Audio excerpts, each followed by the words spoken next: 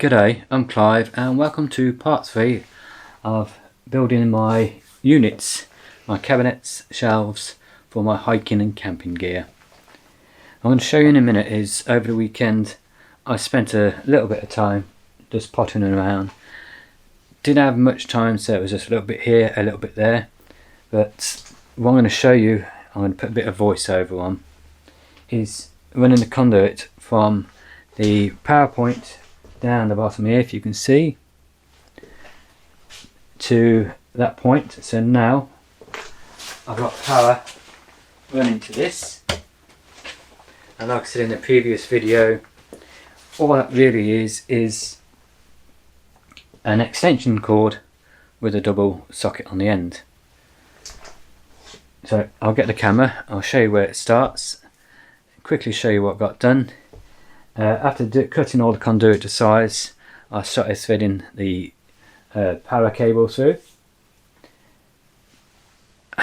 One piece at a time, one piece of conduit run down into place, next piece run down into place, because with it only being a 20mm conduit, it wouldn't go down, it wouldn't move around the corners no matter what I tried to do, even on the shorter pieces. So it was one piece at a time until I got it all the way up to the power point. Let you know now, the amount of times I dropped the screw and I was swearing, or I slipped and hit my thumb and finger doing this.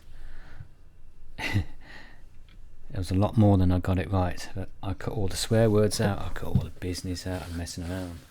But the whole idea of this was just to make running the cable from the power point in the wall up to the socket where I'll be storing the cameras on the side there, the smaller counter, just make it safer, so if anything was to go back there and hit it, the actual cable would be protected. There'd be less chance of, I don't know if we ever get a mouse or a rat getting here or anything, chewing through the cable apart from where the plug is, which I'm thinking about actually boxing off over the top, so you're going to need a clip or a little latch to get in and out.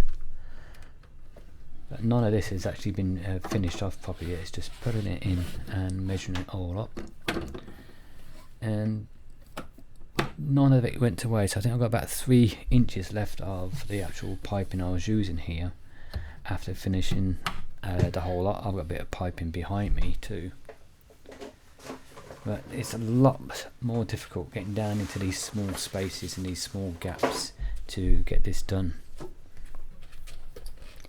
Now this one I'm just marking off where I'm going to drill out or cut out part of the piece of wood that goes across, which is part of the original shelf frame I picked up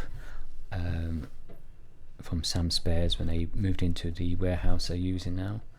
So it's just recycled wood and gear. Now, not the best of occupational health and safety here, no clamp, just bending over on a plastic tub to cut it. But I counted all my fingers, I got all 8 fingers and 2 thumbs left with no cuts, so everything was okay. All the ends, you'll see the little pieces there. I actually cleaned all of those off before I threaded any of the cables through. So it was all sanded, all smooth, there was no sharp edges on it, no pieces, no splinters. That was just the pedantic side of me. I just wanted it done right and make it a lot easier.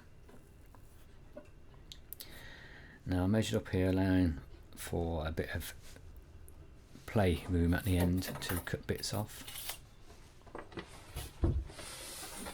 The amount of times I bumped my head getting in and out, well, you just saw then I bumped it getting in. It was a bit of a nightmare. And this thing I tried hitting it, but it was just offline to get it in the actual pipe clip to hold it in place. So I should have just done this straight away in the very beginning, just pushed it up and held it at the same time. Now this part here is none of these joints, even after I've finished putting the cables through, none of them have been glued. They're all just pushed on. There's about a 20mm allowance to get them all the way in there, and it's nice and secure still, but this means that I can get under there. When I come to put the soundproofing behind here and the panelling, I'll have room to get behind it and do that. The actual one of the clips on the left hand one I think I'm going to have to move, or even just turn it around straight into the panel with the soundproofing behind to hold that in place, but that's not going to be much. And here we are. This is where I'm finishing off doing the videos. I carried on running the actual from this angle. I got putting on there the little elbow to take it up, then another elbow to bring it back down, with another elbow to take it into the box behind the actual sockets I installed in the woodwork on the counter side. So that's where it started. Let's get a bit closer. This one here, to show you from the side, I haven't changed the plug on this one. This was an old power cord. I just cut it off at the other end and ran it through and wired it in. But this is the one I did over the weekend. It's not as wide, it's not sticking out as far, and if it gets knocked the cable is out the way, so it's a lot safer. So what I am going to do is I'm going to cut this and put another one of these plugs on, so the wire can run similar to this, where it's a lot flusher or nearer to the wall, so it's a lot safer, less chance of getting caught on anything. Another section I got done was that's where the excuse me, where my backpacks are going and the under quilts. I got this panel put in, and I got some soundproofing put on the back. That's that black stuff. Now it's not going to stop the sound 100%, but it's going to reduce it a lot, that soundproofing. Now I'm going to do the same here, panel this with soundproofing on the back, and just to give it a little bit more is the wall behind. I'm going to panel that and put soundproofing in between the panel and the wall, because on that side is where the television is, and it is loud when it comes into this room, so the more soundproofing I can get to deaden that, the better for me. Again there, we've got another room through there where the granddaughter stays, so that wall there, now I've decided I'm going to soundproof all that wall. So when she's on her little iPad thing talking to her mates, they get excited and squeal. What else did I get done? Right, let's show you. You can see where the conduit came through from the PowerPoint. It's gone up there. Excuse me. And then it's come across here, and underneath this it goes into this box off area. It comes up and straight into the PowerPoint box. I put a box on there to protect it, but the conduit goes all the way in, and I've actually soundproofed behind here. This is going to have paneling put on and soundproofing all the way up, because it's all part of that same wall, the two same walls. Paneling got done on the inside. I adjusted these, had to make it about 12mm smaller for it to fit with the tongue and groove. Same as this one, I had to make it a little bit smaller and put another block of wood in there just to give it more strength, but that's fine. Excuse me again. But that's that PowerPoint. Means I've got power over here, and thinking now, looking around and going through things, I'm thinking about putting my cameras and my camera gear here, because I've got spaces. I could just put my batteries and things on this one shelf. There should be enough room. This bar's coming out, so I'm going to have a small shelf at the top, and like I said, this bar's coming out, and there's going to be a shelf on here, and that's going to be things like for my jet boil, so they can actually stand up there in there. And I'm thinking at the top I should be able to get the gas canisters in the top piece here, so that will be my little stove area and gas. It's like I got the sewing machine and the cotton and everything that goes there for the sewing machine and bits and bobs. So I'm slowly sorting it and organising it in my head. The next thing I want to get done today is put that top shelf on, or 2.4 meters down to the corner, and then what that will enable me to do is move some of this stuff, put it over onto that shelving, and if I'm lucky I might be able to make room for this, just so I can get that tongue and groove out and continue in there, because I want to get this done first for all my packs instead of having them all piled up in the way. I've got a couple over there, so all this stuff has got to be organised, put on the shelves, put in the cupboard. And I am in two minds. Tell me what you think. Is these top sections here, instead of having a door on them and having to get my arm in and get down, I was thinking about building drawers, because I've got 1, 2, 3, 4 going all the way across. So put it on runners, pull it out and put it back. Okay, I've got the 2 pieces of wood here for the shelving up to get that done.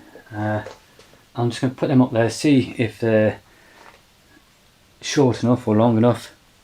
They are supposed to be 2.4 meters, the same as that.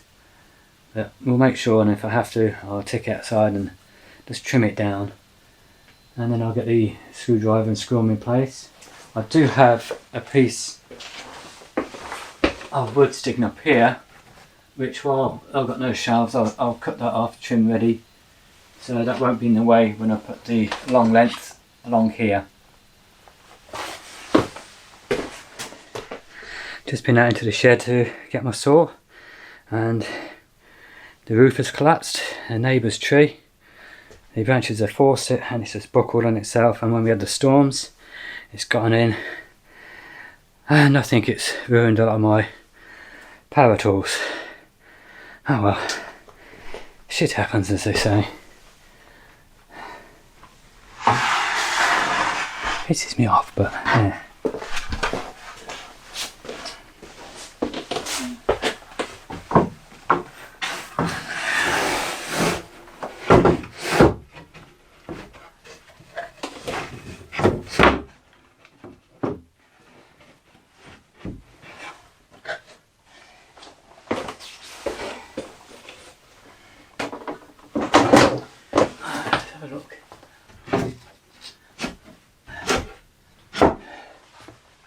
Perfect length. Let's try the second one.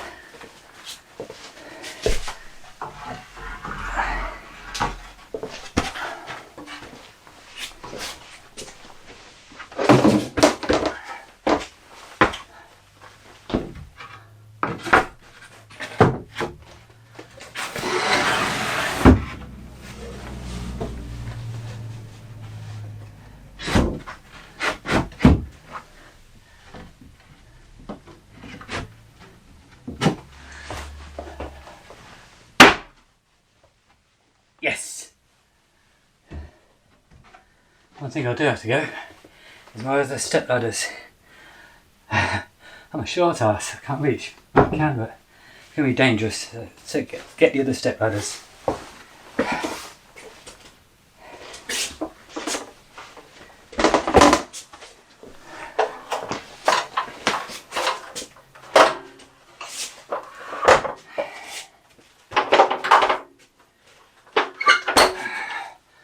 Found them.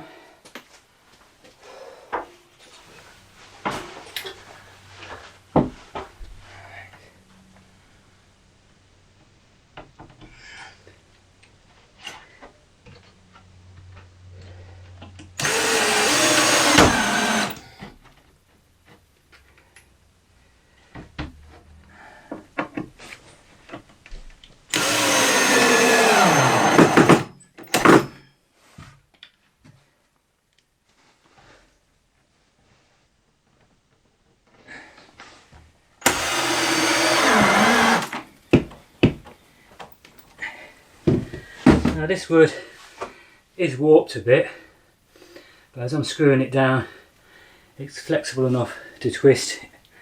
That'll be 90% level, let's say.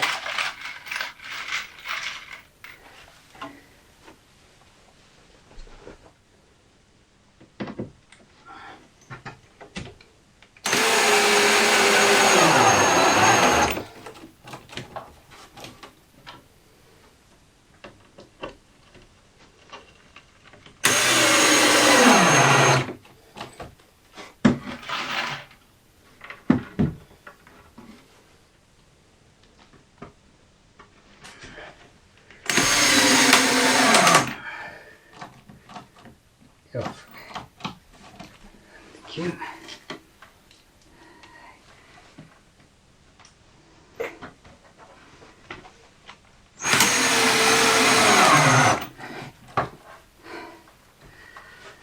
That's the screws in. Just got two in the far corner, but I'll do them when I do the main stretch. At least now I can get stuff up here and make room over there to get what I need out to do in here.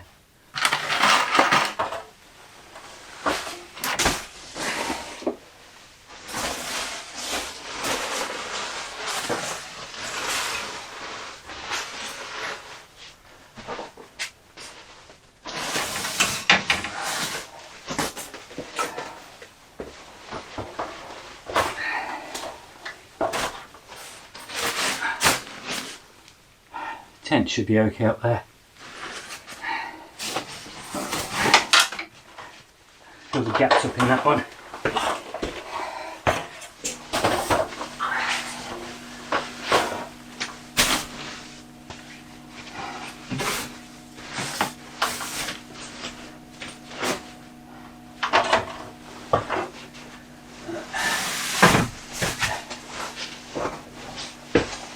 There we go. Some of the older tents on Black Wolf. This is a isopod, which is a 4-season, and it weighs in at 3.2 kilos.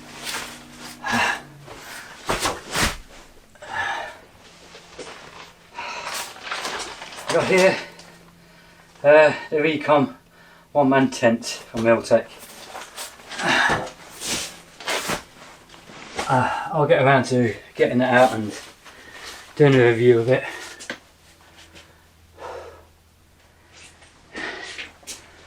That's that shelf empty across there now. So let's take a few pieces of tongue and groove on that one, and then I'll measure them up and panel this inside bit, and then start down here. Because if I do this panel bit here first, that means the whole of this side of this wall is complete. Then it's just down the other end, which I'm going to replace with the same wood as I've been using for the shelves here. So it gives it a nice rustic look, more of a outdoorsy look instead of having this tongue and groove in plain view, and don't like it. Don't like it. Fills a gap, but that's all it does.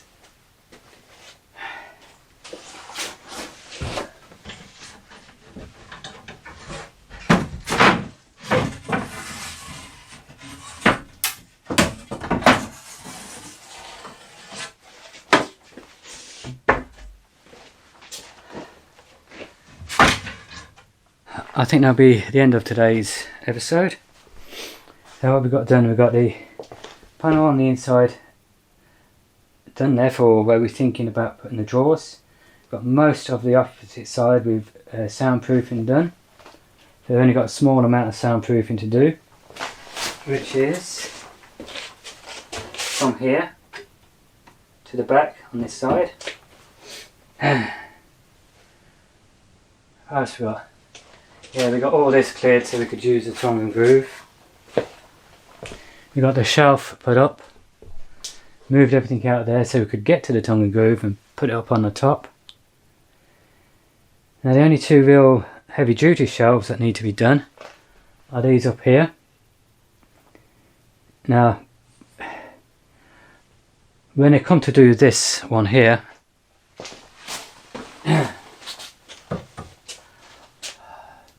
I'm going to have to take these out. No weight on them. They do bow a bit. That's how they were when I got them. So I'll be pushing it up and drilling that one back in. They're same there. And I may even be able to get to push that one a little bit higher, just to level it off more. But I don't want to put too much pressure on the top pulling it down, so I may just leave that one. But take these off, put the shelves in there through to the back. I might do them in two pieces. First up to here, and then the second one down into the corner.